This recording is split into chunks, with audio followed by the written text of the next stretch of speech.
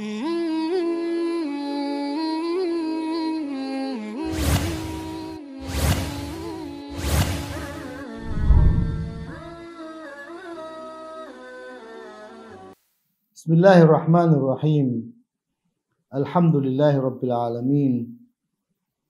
Wa nusalli wa nusallim ala al-mab'uthi rahmatan lil alamin.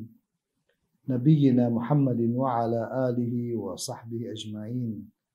Amma ba'du, assalamualaikum warahmatullahi wabarakatuh. Mga minamahal po namin ng mga kapatid at mga giliw namin na taga-subaybay, ipagpatuloy po natin ang napakahalagang paksa na ito na kahalagahan at katangian ng babae sa Islam. Isa sa napakahalagang katangian ng babae at kahalagahan niya sa Islam, kapag nakatakda na siya ay mag-asawa na kung saan pinakasalan siya nung kanyang asawa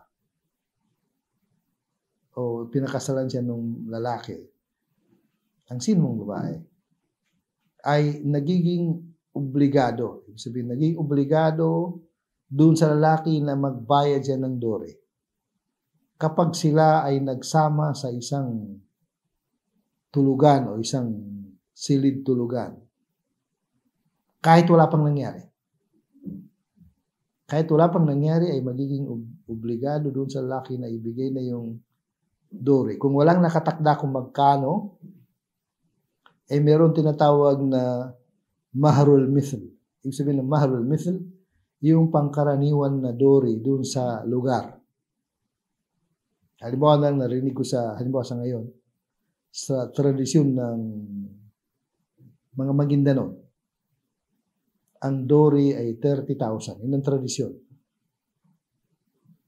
Kung lalagpasan yun, walang problema, pero yun ang tradisyon. Ibig sabihin, yun ang tinatawag na mahrul mithl dito sa lugar na 30,000. Kaya ibig sabihin nun, kapag nakasal sila at hindi pa naibigay yung mahar at nagsama sila sa isang kwarto at pagkatapos nagkaroon ng problema at kung sakali magkahiwalay sila, obligadong ibigay ng lalaki ang mahrul mithl.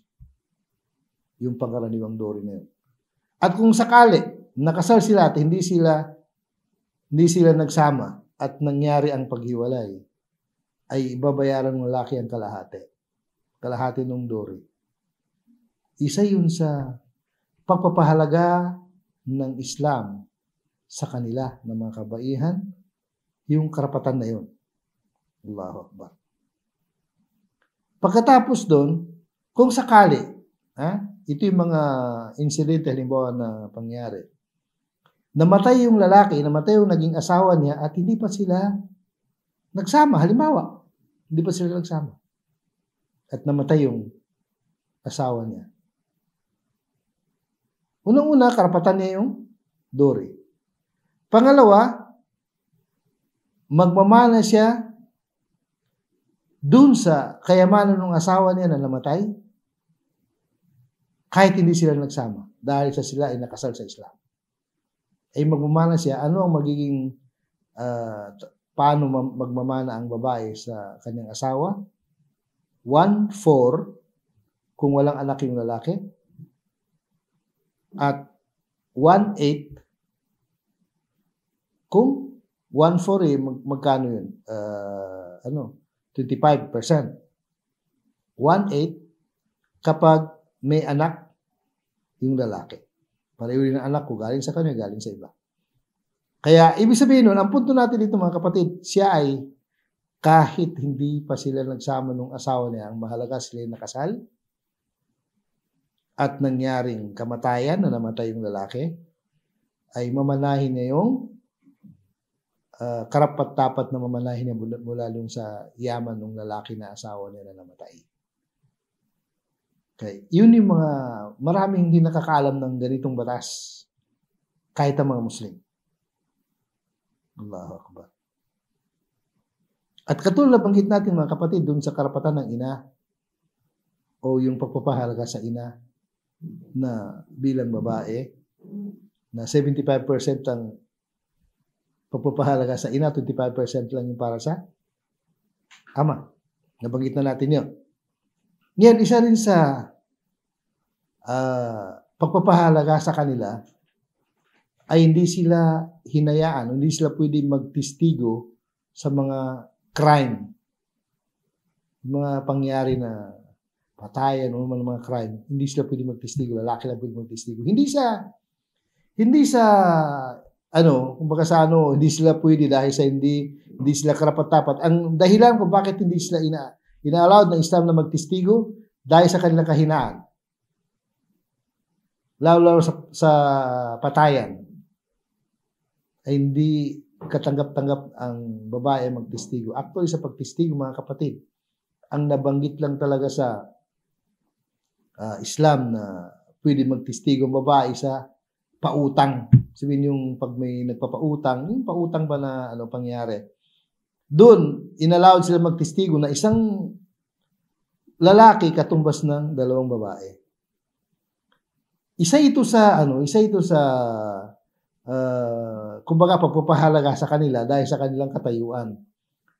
Na ibig sabihin, una-una sa pagtistigo, kadalasan sa pagtistigo hindi kasama ang babae. Tingnan niyo kung paano binawasan yung responsibilidad. Hindi sila kasama sa ganung responsibilidad. Lalaki lang. Di ba pagpapahalaga yun? Na isa yun sa mga dahilan para sila'y maalagaan at magawa nila yung tungkulin na mas matindi, mas kailangan yung kanilang tungkulin bilang ina, halimbawa, o bilang asawa. Kaya doon sa utang o pautang, anong sinabi ng banal na Quran? Bakit kailangan ng dalawang babae katumbas ng isang lalaki? Kasi sa pautang, dalawa lang kailangan testigo. Kapag isa lang lalaki, walang babae, wala nang ibang lalaki, babae, pero dalawa ang katumbas ng isang lalaki. Anong sabi ng banal na Quran? An patudhakkira ihdahuma. Ibig sabihin yung isa doon, kung sino man sa kanila, magpapaalala doon sa isa. Allahu Akbar. Patudhakkira ihdahuma al-ukhra. Ibig sabihin, isa sa kanila magpapaalala doon sa isa kapag nakalimot. Allahu Akbar. Okay. Katulad sabi natin mga kapatid, hindi rin sila inubliga sa jihad. Hindi sila inubliga. Yun din ang dahilan. Bilang pangangalaga sa kanila at bilang karangalan nila na yung mahirap na gawain sa Islam, na katulad ng pakipaglaban sa kalaban ng Islam, ay hindi sila inubliga. Hindi rin sila inubliga na magsagawa ng Hajj kapag wala silang kasama na mahram na lalaki. Hindi sila inubliga. Ibig sabihin nun, sabihin natin isang mayaman na babae, kaya na mag-Hajj. Pero dahil sa wala siyang maharam, hindi siya nakapag-Hajj at namatay, wala silang kasalanan kung hindi lang nagawang Hajj. Wala silang panlagutan sa kabilang buhay. Isa rin yun sa pagpapahalaga sa kanila. Allahu Akbar. Kaya, sa Hajj pa rin, hindi sila pinag-utusan na mag-ahit ng buhok kasi mababawasan yung ganda nila. Samantalang si lalaki, kapag nag-Hajj, ay isa sa mga pipili siya sa dalawa, gupit o ahit. Siyempre, mas mahalaga yung pag-ahit ng buhok sa Hajj. So, sa mga kabaihan, ni gupit, hindi pwede. Puputulan lang ng kasing parang isang pulgada o mas maiksi pa sa pulgada. Yung puputulin sa dulo ng kanilang buhok. Bakit? Dahil sa pagpapahalaga ng kanilang kagandahan. Allahu Akbar. Biro mo ang lalaki magpapaputol o magpapaahit ng buhok pagkatapos ng 4 na gawain sa Hajj, samantalang sila hindi. Yun ang dahilan, mga kapatid. Bilang pangalaga sa kanila at pangalaga sa kanilang kagandahan. Allahu Akbar. Siyempre, pangit kapag nagpaahit ang babae ng buhok. Wala na siyang buhok. Allahu Akbar. Isa rin sa pagpapahalaga sa kanila ay haram sa lalaki na hiwalayan ang kanyang asawa na nasa menstruation, panahon ng regla.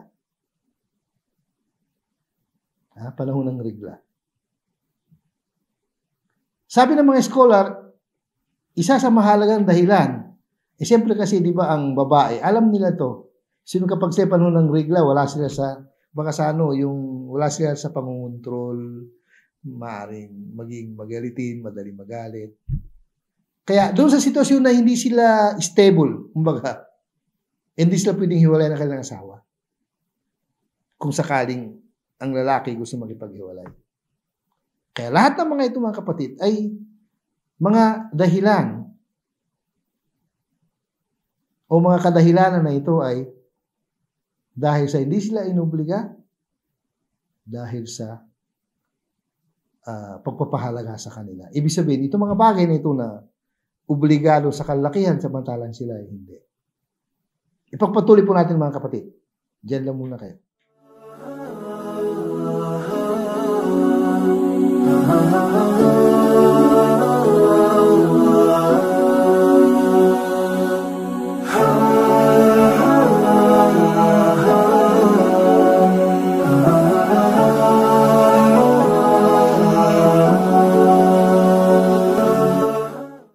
Isa pa rin sa napakahalaga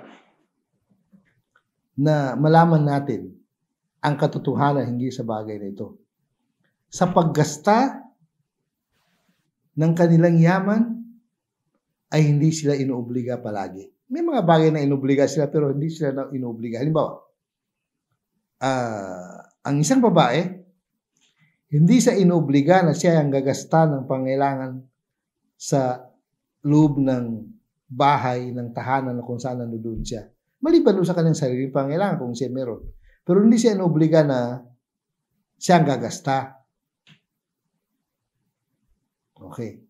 Anong ibig sabihin kasi natin pag hindi inuobliga? Ibig sabihin na hindi inuobliga, wala siyang kasalanan kapag hindi na ginawa. Pero pag ginawa niya, siyempre meron siyang reward. Diba?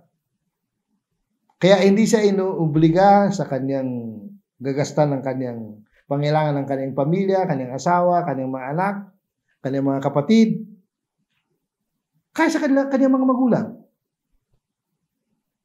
Kaya sa kanyang mga magulang. Hindi siya inuobliga. Samantalang siya ay tagapagmana. Siya ang tagapagmana ng kanyang kanyang kapatid, ng kanyang asawa, ng kanyang mga anak, ng kanyang mga magulang. Allahu Akbar. Pero hindi ko naman sinasabi mga kapatid na kung sakali ang isang babae na mayaman ay mahirap ang kanyang mga magulang, hindi siya tutulong kasi iba naman yun doon sa tinatawag na kahirapan na pangangailangan. Kahit sinong Muslim na may kakayanan ay pananagutan niya ang kanyang kapitbahay, kanyang kakilala, kanyang kaibigan, lalo lang kanyang kamag-anak na nangangailangan kung siya ay may kakayanan, pananagutan niya kapag hindi siya tumulong. Pero ang punto ko dito, doon sa mga normal na sitwasyon, na kung sakali, normal na sitwasyon na kung saan hindi sila inuobliga na gumasta ng kanilang yaman sa mga normal na sitwasyon. Hindi siya inuobliga. Ibig sabihin natin, siya ay may kakayanan na kumita. Wala kung meron siyang negosyo na, yung negosyo na hindi, ang punto lang kasi dito mga kapatid, yung negosyo na hindi maapektuhan ng kanyang obligasyon. Kasi ang obligasyon ng babae sa loob ng kanyang bahay. Kapag nagninegosyo ang babae, na kung saan na nabibihayin yung kanyang obligasyon sa loob ng kanyang tahanan, nagkakasala siya. Nakakasala siya. Pero may mga naman sabihin natin, sa kanyang negosyo, pero hindi siya nagmamanage. Kumbaga sa sulpot-sulpot lang siya para makita na yung ang katayo ng kanyang negosyo.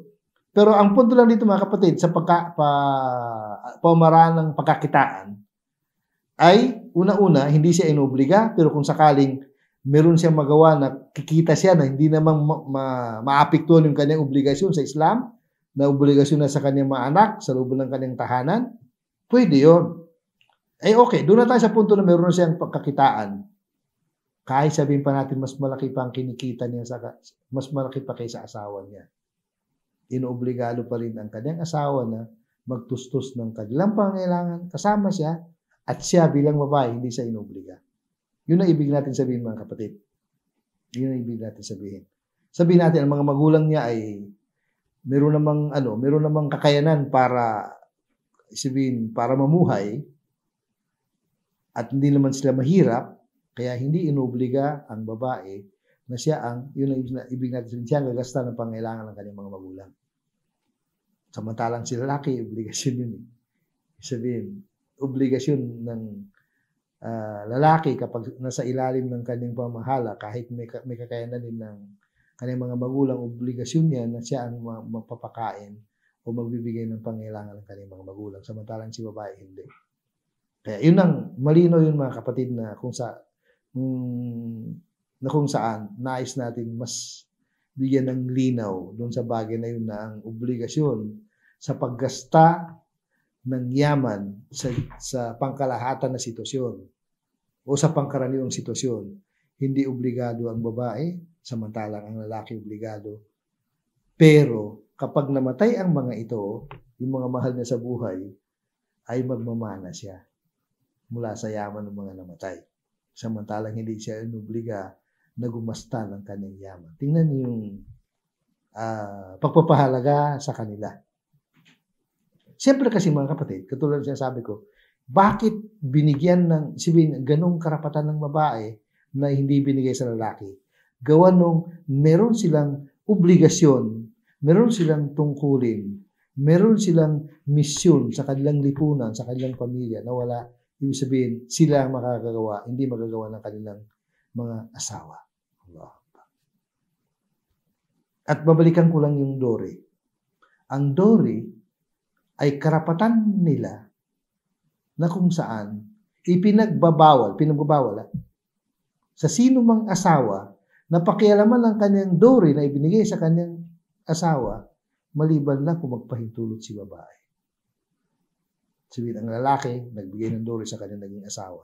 Kung sakali binigay ng dowry, katulad sinabi ko, 30,000 o 1 hektar na lupa, halimbawa, hindi pwedeng pakialaman nung lalaki yung dowry na yon kung hindi siya magpahintulot. Sa kanya talaga yon. Ang mali, na ito yung nakikita ko sa maling tradisyon, ay ang nakikialam dun sa dowry, magulang. Which is, hindi karapatan ng magulang yun. Talagang solid na yun ay karapatan, pagmamayari ng babae na walang maaaring makialam maliban sa kanyang pahintulot. Tingnan niyo kung paano pinatatag ng Islam ang ganong katuwiran, ganong paninindigan. Na ito'y para sa kanila, hindi para sa kanyang kapatid, hindi para sa kanyang mga magulang, kundi talagang para sa kanya. Maliban lang kung siya ay nagpahintulot. Ang naging problema ngayon, ayun ba, sa tradisyon ngayon, ayun ba, sabihin natin sa mga Maguindanao, ay parang nakakahiya kay babae na makialam doon sa dowry. Baliktad, kung sino pag namumiyari, nakakahiya makialam. Actually, totoo yun sa tradisyon. Para bang nakakahiya sa kanya na makialam doon sa dowry niya. Sa kanya yun. Para bagang pagtatawanan ng kanyang mga kapatid, kanyang mga magulang na siya makialam.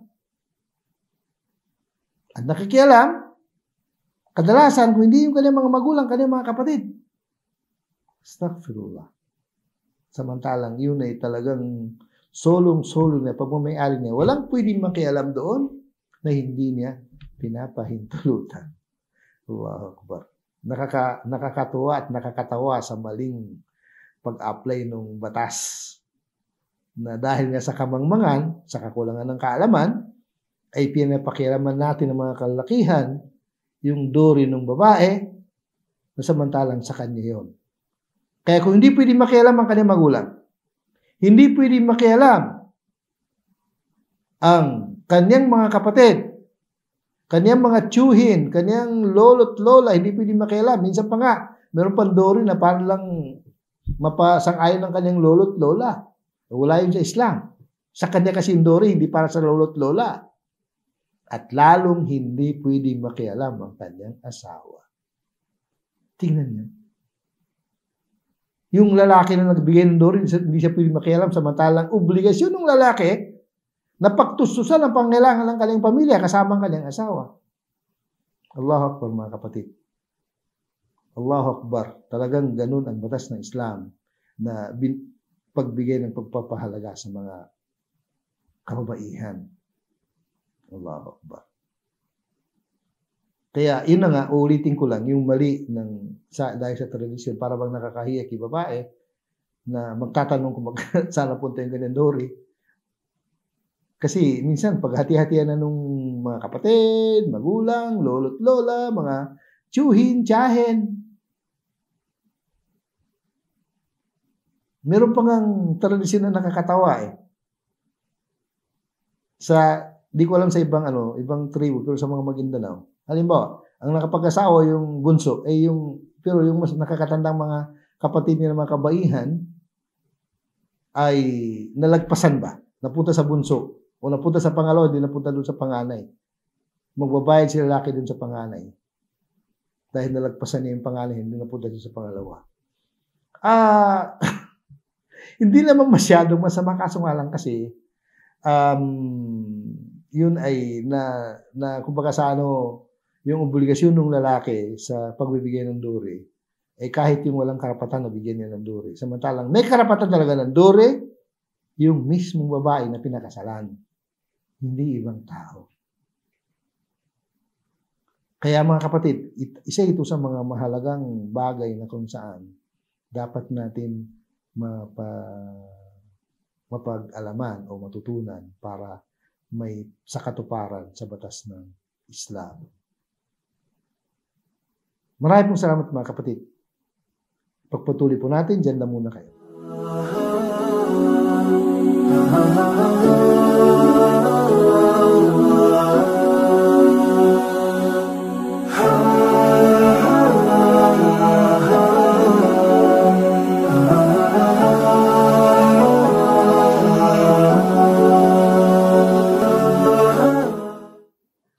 Kaya, mga kapatid, isa sa napakahalagang pagpapahalaga sa babae ay magiging o ipinagbabawal na siya ay pakakasalan ng sino mang lalaki maliban sa kapahintulutan ng kanyang wali na kung saan kailangan nandoon sa kasal ang kanyang wali. Kung wala yung kanyang wali ay mayroong tao na napili ang wali. Yung wali dito yung ama ng babae na siya ang haharap dun sa kasal. Halimbawa, kung ako ay ama at hindi ako makadalo dun sa kasal, pipili ako ng tao na yun ang kumbaga sa bibigyan ko ng kapahintulutan para siya ang haharap dun sa kasal. Ako ang pumili bilang wali. Ang mahalaga, sabi ng Propeta sallallahu alaihi wasallam, la nikaha illa biwali. Walang kasal kung walang wali. At ganun din, kailangan ng testigo. Ang testigo, hindi naman kailangan na galing sa dalawang panig. Side ng ama o side ng lalaki o side ng babae. Kung sakaling, mas maganda yun, pero kung sakaling wala, kahit sinong mabuting tao pwede magtestigo. Ang dahilan kung bakit kailangan ng wali na, kumbaga sa ito'y papapahalaga rin sa sa babae. Kasi si lalaki, kapag siya nag-asawa, hindi na kailangan ng wali. At yung testigo rin, ay para din sa unang-unang kapakanan dito, kapakanan ng babae. Bakit? Kasi sabi ng mga eskola ng Islam, para kung sakaling may testigo sa kanyang kasal, ibig sabihin may magpapatunay na siya ay nakasal. Para hindi siya pagbibintangan. Siyempre naman kasi, kung nakita ng sino mang tao, ang mga kakilala nila na babae at lalaki na nagsasama sa lakaran, halimbawa, nakita nila magkasama sa palengke o magkasama kung saan man, samantalang hindi nila alam na nakasal pala. Sabi ko, sino yung kasama nun? Bakit wala naman siyang asawa? Kaya yun ang dahilan kung bakit, ibig sabihin, kailangan talaga may testigo. Pagkatapos ng testigo, kapag nangyari na yung kasal, hindi obligado, pero sunna, yung tinatawag na walima. Ibig sabihin yung pag-celebrate, pagdiriwang nung nangyaring kasal. Bakit? Unang-unang pinoprotektahan dito, inaalagaan dito yung babae, na para yung makasama dun sa walima ay parang in-announce mo sa madla na mag-asawa na si ganito at ganon. Yun ang pinakamahalaga dun sa walima. Kaya nga sabi nga ng Propeta sallallahu alaihi wasallam, awlim walau bisya. Magsagawa ka ng walima, yung celebration, kahit isang kambing lang kakatayin mo. Anong dahilan? Para din sa kapakanan ng babae. Kasi ang punto kasi dito sa pagitan ng lalaki at saka babae, ang talagang unang-unang magdudulot ng kahihiyan kapag may masamang nangyari, si babae. Kaya dahil doon, dahil sa testigo, at dahil sa mayroong wali, at dahil sa mayroong walima, ay malalaman na madla na si ganito at ganon na kapatid na babae, nakapag-asawa na pala, at napag-asawa na si ganito at ganon. Dahil doon sa pagtitipon-tipon para doon sa, lalo doon sa walima. Although na hindi naman obligado ang walima, pero yun ang kahalagahan niya ay bilang proteksyon sa babae na hindi siya mapagbintangan. Bakit nakisama yun sa ganitong lalaki? Hindi ko nag-asawa yun diba? Pero pag nagkaroon ng walima, kahit hindi ka maka-attend ng walima na yun, halimbawa ako, pero nalaman ko na nagkaroon ng ganito at ganon na walima sa ganitong lugar, sa kasal ni ganito at ganon, kahit hindi ako makapunta ron, pero nalaman ko dahil sa walima. O, higit sa lahat, dahil sa testigo dun sa kasal mismo. Allahu Akbar. Kaya siya pa rin talaga ang unang-unang inaalagaan at binibigyan ng proteksyon sa bagay na ito. Oo, kasama na yung lalaki, pero mas kasi, kumbaga sa mas malaking mapapala na kahihiyan ang babae kung hindi masunod yung ganitong sistema, batas sa Islam. Okay. Doon naman sa kapakanan pa rin, doon sa kahihiyan ng babae. Biro niyo mga kapatid. Kung sakali, isang babae na pinagbibintangan na gumawa ng pakiapid, sabihin, zina. O kahit sabihin man lang pinagbintangan na nakita na magkasama sila ng isang lalaki sa isang lugar. At may nagbintang.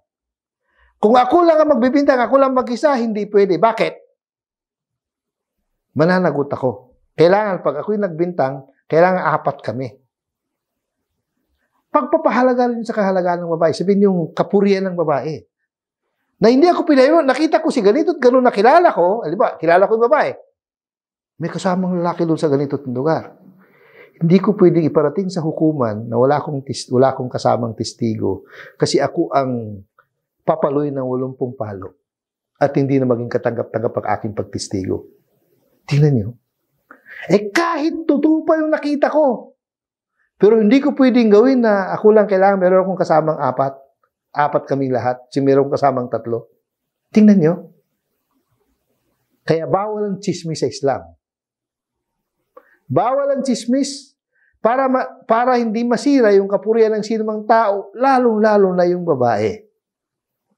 Allahu Akbar mga kapatid. Tingnan niyo kung paano inaalagaan ang kapurihan ng babae. Siyempre, kasama yung kapurihan ng lalaki, pero Allahu Akbar. Unang-una si babae. Kaya, hindi ako pwedeng magbintang na nakita ko si ganito at gano'n na babae na may kasamang lalaki, na ako lang magsabi, wala akong kasamang testigo na 3. 4 kami. Doon, tatanggapin na yung aming pagsalita. Pag hindi ako pwedeng maging chismoso. Allahu Akbar. Kahit talagang nakita ko, pero hindi ako pwede magsalita. Allahu Akbar. O, kailan ako pwede magsalita? Kung doon sa, halimbawa, sabihin natin, may tao na may tiwala talaga sa akin na hindi ako pwede magsinungaling. Isang tao lang pwede kong pagsabihan. Na yung isang tao na pwede kong pagsabihan, doon sa nakita ko na gumawa ng mali si babae, ay para siya ang gumawa ng paraan para pagpayuan si babae. Hindi para ipahiya, hindi para ikalat yung yung kahiya-hiya ng isang babae. Hindi. Para lang mapigil yung maling gawain. Pero hindi ko pwedeng ibulgar sa madla na nakita ko si ganito at ganon na may kasamang lalaki, hindi ko namang alam na may asawa. Hindi ko pwedeng gawin yun kahit tama pa yung nakita ko, hindi ko pwedeng gawin yon dahil din sa pag walang magtistigo sa akin na 3 pang kalalakihan, ay ako ipapaluin ng 80 palo. Masakit yun. Nakita ko yung pinapalo nung sa kulungan sa Jeddah, naghihiyaw talaga, sakit eh. Yung antok na, stuck pilala din. Talagang makita mo talaga yung tama nung palo eh. Kaya, tingnan niyo, kahit tama pa ako, hindi ako pwede magsalita. Maliban lang kung ang hinahanap ko ay kabutihan, naghanap ako na magbibigay ng payo. Yung tao na kaya nang magbigay ng payo doon sa babae, doon lang magsalita, kami lang dalawa nakakalam. Allah pa. Bakit kailangan ganun talaga sa Islam? Kasi hindi ko pwedeng sirain ang kapurihan ng isang babae.